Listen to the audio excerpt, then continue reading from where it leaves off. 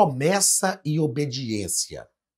Na verdade, a gente pode até inverter, falar sobre obediência e promessa. É impossível ter as promessas de Deus cumpridas na nossa vida se não obedecermos. Assim como quando Deus nos faz promessas, ele já faz visando a nossa obediência. Uma coisa completa a outra. Não podemos querer viver as promessas de Deus somente como pessoas que saem da sua casa e vão de graça a uma festa para comer e se divertir e voltar para casa e continuar vivendo as suas vidas. Isso não é assim no mundo espiritual. Nós estamos falando aqui desde a primeira aula que um dos principais objetivos das promessas de Deus é estreitar a nossa comunhão com o Senhor, nos aproximar de Deus. Se queremos realmente receber promessas de Deus, precisamos ser fiéis a Ele. E se queremos ver as promessas dele se cumprir na nossa vida, precisamos continuar fiéis a Ele. Promessa e obediência e promessa. Essa é a relação de sucesso para a vida cristã. Meus queridos, sejam bem-vindos à Academia de Pregadores. Eu sou o pastor Anderson Silva. Estamos estudando o quarto trimestre de 2024. Como você sabe, estamos no currículo dos adultos e na aula de hoje estudaremos a lição de número 4 do dia 27 de outubro de 2024. Vamos tratar sobre promessa e obediência. Promessa e obediência. O texto áureo da nossa lição está no Evangelho de João, capítulo 14, versículo 15. Se me amardes, guardareis os meus mandamentos. Olha, se é condicionante, é um termo condicionante. Se me amardes, guardareis os meus mandamentos. Então, se eu não guardo os mandamentos, automaticamente eu não demonstro o meu amor. E se eu não demonstro o meu amor, é porque esse amor realmente não está existindo. Verdade prática. A obediência a Cristo demanda bênçãos espirituais que influenciam diversas áreas da nossa vida. Influenciam diversas... Eu vou fazer questão de grifar isso aqui para você. Ó. Influenciam... Eita, é para grifar. Influenciam diversas áreas da nossa vida. Meus queridos, o Evangelho é uma proposta de vida abundante. Jesus disse isso. Eu vim para que tenham vida e a tenham em abundância. O Evangelho de Jesus não é para envolver só a nossa vida espiritual. Aliás, Jesus sabe que nossa vida não é só culto, igreja, serviço, glória a Deus e aleluia. Jesus sabe que a nossa vida não é só isso. A propósito, Jesus falou sobre isso, não é? Buscar em primeiro lugar o reino de Deus e a sua justiça. E todas as demais coisas, existem demais coisas na nossa vida. O negócio é priorizarmos o reino de Deus. Porque se priorizarmos o reino de Deus, o próprio Jesus disse, todas as demais coisas serão acrescentadas. Ou seja, nós trabalhamos e o Senhor acrescenta. Nós procuramos e o Senhor nos faz encontrar. Nós queremos e o Senhor nos dá. Ele vai acrescentando. Então, a obediência a Cristo. Obedecer a Cristo em todas as coisas. Entender qual a proposta de Deus para a nossa vida em tudo. A obediência a Cristo demanda bênçãos espirituais que influenciam diversas áreas da nossa vida. A palavra-chave da nossa lição é obediência. Papai falava que o alfabeto brasileiro é sempre simbolizado na letra ABC, mas o alfabeto do crente é obedecer. Nunca esqueço do papai falando isso. Ó, o alfabeto brasileiro é apresentado nas letras ABC e o alfabeto do crente é obedecer. Leitura bíblica em classe está em Hebreus, capítulo 29, versículo 1 ao 9. Deuteronômio, não, Hebreus. Hebreus é o capítulo 8. Deuteronômio, capítulo 29, versículo 1 a versículo 9 ao 12. Deuteronômio, capítulo 29, versículo 1 e do versículo 9 ao 12. Hebreus, capítulo 8, versículos 6 ao 13. Nos diz Deuteronômio 29. Estas são as palavras do concerto que o Senhor ordenou a Moisés na terra de Moabe, que dissesse aos filhos de Israel, além do concerto que fizera com eles em Horebe. Guardai, pois, as palavras deste concerto e cumpri-as para que prospereis. Olha, cumpri-as para que prospereis em tudo quanto fizer. Em tudo, gente. Em tudo quanto fizerdes. Vós todos estáis hoje perante o Senhor vosso Deus. Os cabeças de vossas tribos, vossos anciãos, os vossos oficiais, todo homem de Israel, os vossos meninos, as vossas mulheres e o estrangeiro que está no meio de teu arraial, desde o rachador da tua lenha até ao tirador da água, para que entres no concerto do Senhor teu Deus e no seu julgamento que o Senhor teu Deus hoje faz contigo. Então, perceba que é condicional. Condicional. Obedecer a Deus faz com que as promessas de Deus se cumpram na nossa vida. Hebreus capítulo 8, versículo 6 ao 13. Mas agora alcançou ele ministério tanto mais excelente, quanto é mediador de um melhor concerto que está confirmado em melhores promessas. Porque se aquele primeiro fora irrepreensível, nunca se teria buscado lugar para o segundo. Porque, repreendendo-os, lhes diz, eis que virão dias, diz o Senhor, em que com a casa de Israel e com a casa de Judá estabelecerei um novo concerto. Não segundo o concerto que fiz com seus pais no dia em que os tomei pela mão para os tirar da terra do Egito, como não permaneceram naquele meu concerto, eu para eles não atentei, diz o Senhor. Porque este é o concerto que depois daqueles dias farei com a casa de Israel, diz o Senhor. Porei as minhas leis no seu entendimento e em seu coração as escreverei e lhes serei por Deus, e eles me serão por povo, e não ensinará cada um ao seu próximo, nem cada um ao seu irmão, dizendo, conhece o Senhor, porque todos me conhecerão, desde o menor deles até o maior. Porque serei misericordioso para com as suas iniquidades, e de seus pecados, e de suas prevaricações não me lembrarei mais. Dizendo, novo concerto, envelheceu primeiro. Ora, o que foi tornado velho e se envelheceu, perto está de acabar. O escritor aos Hebreus, na verdade, ele faz uma explanação, aliás, Deuteronômio, né? Primeiro é uma palavra de Deus para o povo de Israel, falando que a bênção estava condicionada ao concerto. Se você ler capítulo 28 de Deuteronômio, você vai perceber que é o capítulo que nós chamamos de bênçãos e maldições. Deus fala com Israel, te proponho a vida e a morte, te proponho a bênção e a maldição. Ó, escolhe, pois, a vida. O Senhor ainda dá um conselho a Israel. E depois, no capítulo 29, ele está falando, ó, na fidelidade de vocês é que vocês serão abençoados. Depois, o escritor aos Hebreus, ele faz uma explanação da lei, do objetivo da lei. Israel não havia entendido isso, mas Deus fala com Israel através da carta aos Hebreus, que é uma carta anônima, embora eu tenha uma suspeição forte de quem escreveu, mas é uma carta anônima. O Senhor fala com Israel e faz uma explanação do antigo pacto e uma demonstração do novo concerto. E assim como no pacto antigo, também no novo pacto está explícita, não é implícito, eu ia falar implícito, está explícito que a obediência a Deus é que realmente nos faz com que as promessas de Deus se materializem na nossa vida. Primeiro ponto da nossa lição. A obediência no Antigo Testamento. Primeiro parágrafo, o concerto de Horebe, no Monte Horebe. Lembra lá no Monte Horebe e a sarça ardia, lembra disso? Isso é só para quem é antigo de Assembleia de Deus, igual eu.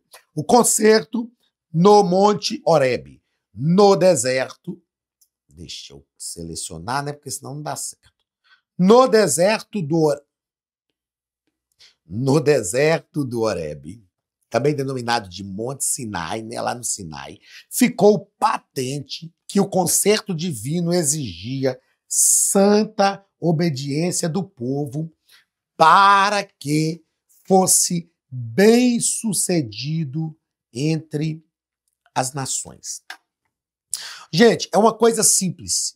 Tem coisas que eu falo que se não for, se a gente não quiser considerar como coisas espirituais, a gente tem que considerar pelo menos como coisas inteligentes. Uma coisa simples. Como é que eu quero desfrutar das promessas de Deus sem obedecer a Ele? Então, lá no Monte Horebe, lá no Monte Sinai, o Senhor fez aliança com o povo de Israel e Ele deixou claro que, eu escrevi isso aqui para não esquecer, ó, o mínimo que se espera do crente é obediência. Tem algumas coisas que eu gosto de falar, às vezes são impactantes e difíceis de ouvir, mas são necessárias. Ó, o crente que não quer nada mais na vida, é claro que eu estou falando isso de forma bem humana, para você entender o que eu quero falar, é claro que não pode ser assim. Mas se a pessoa, como crente, não quer nada na vida, quer nada de vida, não quer ser obreiro, não quer ser pastor, não quer ser nada. Qual o mínimo que se espera de um crente? Obediência. Obediência. O mínimo que se espera. Eu não quero, não quero me envolver tanto assim e tal. Eu quero só ir para o céu. Então, o mínimo que se espera é obediência. Por exemplo, no contexto da igreja local, eu lembrei disso aqui, e como pastor de igreja, eu não posso deixar de falar, é claro, para te orientar, sem dúvida nenhuma. No contexto da igreja local, qual é o mínimo que uma pessoa pode fazer na igreja? O mínimo. Não quero fazer nada, não quero cantar, não quero tocar, não quero liderar nenhum grupo, não quero fazer nada aqui nessa congregação. Quero ficar aqui nessa comunidade de fé, quero ser um membro de banco. Não existe membro de banco, até na nossa igreja nem banco tem, é cadeira. Então não existe membro nem de banco, nem de cadeira na nossa igreja. Então eu quero só ficar aqui, viver minha vida numa boa. Qual é o mínimo que se pode fazer? Dizimar e ofertar. Dizimar e ofertar é o mínimo de serviço que nós prestamos na igreja, ao reino de Deus, na comunidade de fé. E na vida cristã, o mínimo que se espera de nós é obediência. Isso é o mínimo. Então, para que a nação de Israel fosse bem-sucedida, Deus exigia que eles obedecessem. Não tem como ser diferente. Não tem como não obedecer e querer viver de boa com o Senhor. Não tem como, não tem, gente. A nossa vida cristã ela tem que refletir aquilo que nós esperamos no céu. Por exemplo, eu gosto de falar, cabe aqui agora, eu gosto de falar o seguinte: a pessoa não consegue passar 2 horas num culto. Que seja menos, 1 hora e meia, que seja 50 minutos. Tem uns irmãos, não vou citar por uma questão de ética, até que não é ruim também, mas nós temos uns irmãos de uma outra denominação que faz 50 minutos de culto. Amém, glória a Deus, não estou criticando isso. Mas a pessoa não consegue passar 50 minutos num culto, que é o lugar onde a presença de Deus se manifesta. Tudo ali promove a presença de Deus. Tudo ali naquele ambiente é feito para que a presença de Deus se manifeste. A maior probabilidade é que a presença de Deus se manifeste num ambiente cultico. Aí a pessoa não consegue passar ali 50 minutos, 1 hora e meia, 2 horas num culto e quer ir para o céu. Meu filho, o céu não vai ser um lugar bom para você. Né? Depois vocês estão falando que são assíduos na escola dominical que eu estou falando isso, não. Eu estou falando assim, como um bom mineiro, para vocês falarem para os outros. Não dá vontade de gente falar para a pessoa, não, meu filho. Você não quer, o céu não é o seu lugar. Você vai se sentir incomodado no céu. Porque se aqui, onde é o lugar que a presença de Deus se manifesta, você não quer estar, no lugar onde a presença de Deus está, você vai se sentir confortável. E outra coisa, não é só por 2 horas de culto, não é pela eternidade. É por toda a eternidade. Então, nós precisamos pensar nessas coisas, gente. Com muito bom humor. Espero que você esteja entendendo como bom humor, porque é isso que eu estou fazendo. Nós precisamos pensar nessas coisas. Nas coisas mínimas que nós fazemos. Gente, eu falo o seguinte, a gente tem que parar de enganar nós mesmos. Às vezes a gente se engana, fica tentando enganar a si mesmo. Vamos ser sinceros com a gente mesmo. Sabe, tem hora que eu tenho... É claro que é toda hora, mas pelo menos de vez em quando, para não cansar, a gente precisa ser sincero com a gente mesmo. Olhar nos nossos olhos e falar, que crente que eu sou? Que tipo de vida cristã que eu tenho levado? Não estou querendo exigir muito de ninguém, não, gente.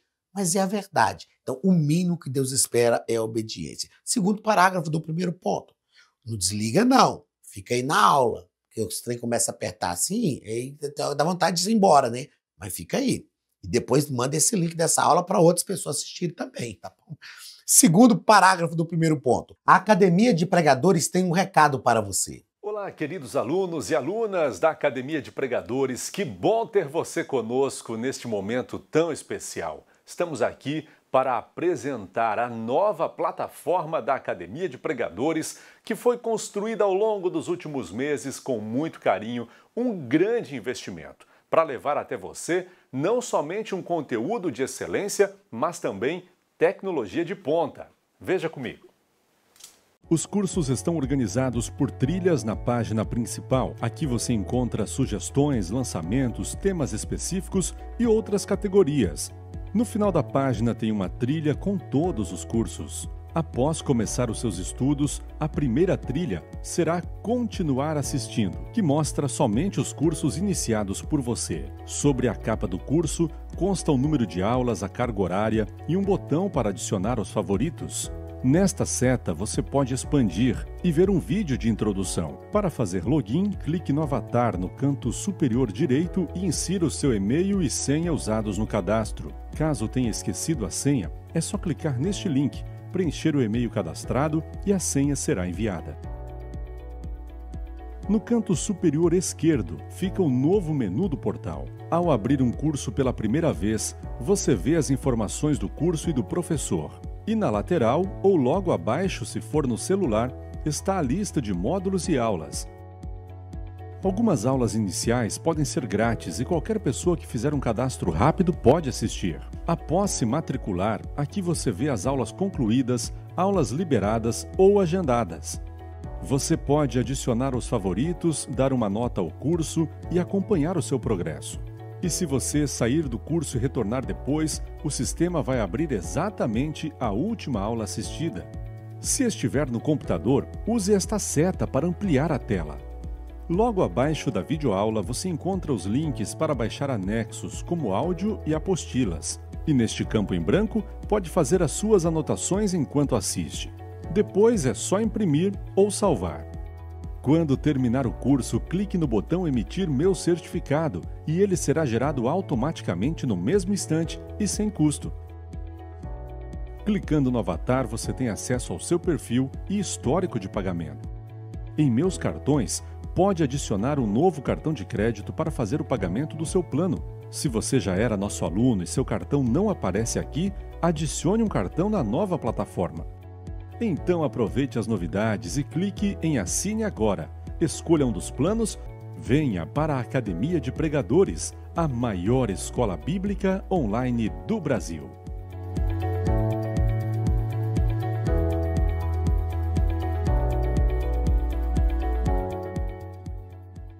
O concerto nas Campinas de Moabe. Moisés reuniu novamente o povo, agora nas Campinas de Moabe, pois uma nova geração estava prestes a entrar na terra prometida. E aí Moisés escreveu Deuteronômio. O que quer dizer a palavra Deuteronômio? Repetição da lei. Leia um livro do Philip Yancey chamado A Bíblia que Jesus Lia. O Philip Yancey faz uma interpretação do Antigo Testamento como um todo. Não é livro por livro, mas o Antigo Testamento como um todo. E aí ele fala sobre o livro de Deuteronômio de uma forma muito interessante. Moisés olhou para aquela geração que estava prestes a entrar na Terra Prometida e falou, não, o Senhor orientou Moisés, repete a lei para esse povo, reescreve a história dos antepassados deles, para que eles não entrem na terra sem o conhecimento de Deus. Aí, ali, nas Campinas de Moabe, através do Deuteronômio, Deus faz um pacto com aquela geração. E como eu sempre digo, escrevi aqui para não esquecer, um princípio transferido à próxima geração. Esse princípio da obediência tem que ser um princípio transferido à próxima geração. Aí vale aqui uma palavra para nós, eu, no meu caso, estou pertinho dos 50, mas para essa geração de 40 anos para trás, 50 anos para trás, essa minha geração. Nós precisamos transferir este princípio de obediência a Deus para a geração dos nossos filhos, meus irmãos. Nós precisamos fazer isso. Precisamos fazer isto. E o pior é que às vezes nós estamos nos tornando desobedientes. Então que Deus nos guarde. Está vendo que eu estou me incluindo também? Nós. Que Deus nos guarde, que Deus tenha misericórdia de nós, que nós sejamos obedientes e passemos à próxima geração este princípio de obediência a Deus. Terceiro parágrafo do primeiro ponto, as promessas provenientes da obediência. Promessas provenientes de onde, gente? Da obediência. Haviam promessas que eram dirigidas ao povo no Monte Gerizim. O próprio Deus falou, vocês vão chegar no Monte de Gerizim e vão dizer, bendito seja no campo, bendito seja na cidade, bendito seja a sua casa, bendito seja seus animais, bendito seja a sua fazenda, bendito seja a sua terra, bendito seja ao entrares, bendito seja ao saíres. São promessas de bênçãos provenientes da obediência. Mas havia promessas que eram feitas também no Monte Ebal. As promessas do Monte Ebal, a bênção do Monte Ebal, eram consequências da desobediência aos mandamentos do Senhor. Está lá no capítulo 27 de Deuteronômio. Então, assim como Deus tem promessas para aqueles que vivem e que querem viver uma vida de fidelidade, Deus também tem uma palavra para aqueles que não querem viver em fidelidade. Uma coisa é certa, em todas as áreas, olha isso aqui, deixa eu marcar tudo isso aqui para eu ler para vocês, em todas as áreas da vida dos judeus, as bênçãos divinas seriam derramadas como consequências da obediência aos mandamentos divinos estabelecidos nos concertos proferidos por Moisés. Também é verdade que essas maldições seriam proferidas. Bênção e maldição. Ah, pastor, mas Deus tem prazer em amaldiçoar a gente? Não. Verdade, Deus não tem prazer em amaldiçoar. Às vezes a gente vê uma pessoa passando prova, aperto e tal, sofrendo, a gente fala, é Deus que está punindo. Não. É alguém que amaldiçoou. Não. Está colhendo. É uma colheita que Gálatas fala. Paulo fala em Gálatas, no capítulo 6. É a lei da semeadura. A pessoa está colhendo aquilo que ela plantou. É o resultado, ou positivo ou negativo. Tudo depende da nossa obediência ou desobediência. Segundo ponto da nossa lição, a obediência no Novo Testamento. Primeiro parágrafo. Um novo concerto, um novo pacto. Nós já falamos um pouco disso aqui e o nosso escritor, pastor Elinaldo Renovato, nos diz que deixa eu grifei tudo. Este é o concerto que farei com a casa de Israel depois daqueles dias, diz o Senhor. Olha o que Deus diz. Porei a minha lei no seu interior e as escreverei no seu coração. E eu serei o seu Deus e eles serão o meu povo. O que Deus está fazendo aqui? Deus está dizendo assim, olha, lá no Antigo Pacto, a lei foi escrita nas tábuas que Deus escreveu, Moisés quebrou no bezerro de ouro, porque o povo estava adorando bezerro de ouro. Aí Deus falou com ele, beleza, agora você prepara novas tábuas, eu vou escrever de novo. Sabe o que Deus está dizendo? Eu estou pronto a escrever de novo, mas você que tem que preparar agora. Já que você fez o trem errado lá, agora você prepara as tábuas e eu escrevo de novo. Deus está sempre pronto a escrever uma nova história, mas nós é que precisamos preparar essas tábuas agora. Ou seja, qual a nova história que eu quero que Deus escreva na minha vida? Ah, pastor, mas eu já pequei demais. Ok, beleza. Qual é a nova história que você quer que Deus escreva? Então Deus está dizendo, eu escrevi nas tábuas. Agora não. Agora eu vou escrever no coração deles. Ninguém vai poder dizer que a minha lei não está escrita nele, porque eu vou escrever no coração deles. Olha só, é o mesmo princípio do Antigo Testamento. Era escrito em tábuas de pedra, agora escrito na tábua do coração. Mas é o mesmo princípio, obediência. Deus não negocia princípios. Deus não negocia princípios. Outra coisa que eu não posso deixar de falar neste ponto é que não mais uma bênção proferida por sacerdote, mas uma lei gravada no coração. Agora não seria mais uma bênção proferida no Monte Ebal, ou proferida primeiro no Monte Gerizim, que é a bênção, ou maldição proferida no Monte Ebal. Não, agora é uma lei gravada no coração. Não é um sacerdote que profere, é a própria palavra de Deus gravada nos corações. Segundo parágrafo, Jesus Cristo, o mediador. Nos diz o pastor Elinaldo Renovato que podemos afirmar que o novo pacto é uma promessa de graça e amor de Deus aos que o respondem com arrependimento e fé à oferta de salvação. Então, Deus está oferecendo, é uma proposta de graça, graça que não é de graça, graça que alguém pagou um preço, mas é o dom da graça. É por misericórdia, mas é preciso que haja uma resposta positiva. A graça de Deus se há manifestado salvadora a todos os homens. Ah, se a todos os homens, então ela vai me salvar? Vai, se eu responder positivamente. Então é uma promessa, é uma proposta de graça, mas aqueles que respondem positivamente. Terceiro parágrafo, a obediência do novo concerto. E aí o pastor Elinaldo vai nos dizer, eu quero destacar, que